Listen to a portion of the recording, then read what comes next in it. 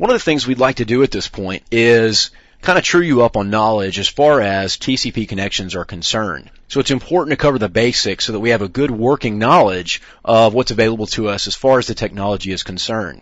So the basic concept here is that during TCP communication, there are 6 available TCP flags that can be utilized during packet transmission.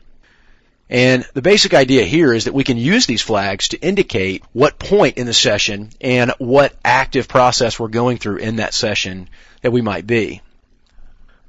Flags are going to indicate whether packets are send packets or open session requests, acknowledgement packets, finish packets, urgent packets, push or reset packets. And depending on this combination of the flags here, we can set various session connections and various components at certain times in the communication process. This will allow us to identify where we are in the communication or session establishment process and gain further information about the hosts and how they want to communicate.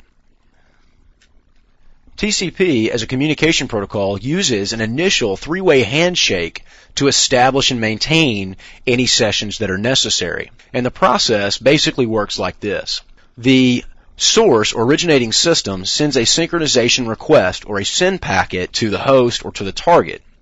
The target is going to reply back with a send ACK, or a synchronization request and an acknowledgement to the initial synchronization request.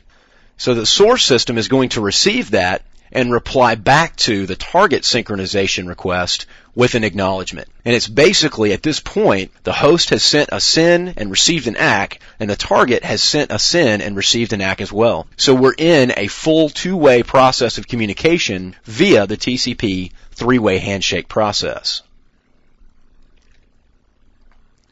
Attacks or hacking techniques are going to use non-standard combinations of these flags, also known as malformed packets, to take advantage of the TCP protocol itself. And our idea here is to receive responses or particular sequences back from the target to gain information that you would not normally be able to see. A great example of this would be to send a certain packet with certain flags turned on and turned off so that the host would respond back in a predictable manner. So based on the response of the host, we can identify certain information, such as operating system or services, associated with the response over the TCP connection.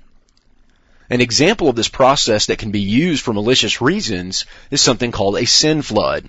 And the SYN flood utilizes the 3-way handshake process by sending only synchronization requests to the intended target. So when the intended target receives that synchronization request, it opens a slot in RAM for that connection and sends a synchronization acknowledgement back to the originator. Well, if the originator ignores that and the 3-way handshake is never fully completed, then in theory, the amount of RAM allocated must remain open until the timeout expires. Well, let's say, for example, you have a 30-second timeout on failed TCP handshakes. Well, in 30 seconds, you can send probably around 40 million packets. So I can initiate 40 million synchronization requests before the initial synchronization request times out and the RAM is reallocated. So even if we only open 1 kilobyte of RAM for every synchronization request, not too many systems have 40 million kilobytes of RAM. So as you can see, we can immobilize that system by forcing it to open half-open TCP connection attempts, and indefinitely it will stop responding to legitimate requests or fail altogether. So at this point, you should have a pretty good idea of the basics of TCP connections and sessions and how they're established and maintained via the flags in the packets. This information is going to be extremely valuable once we get into more detail about the TCP scan types.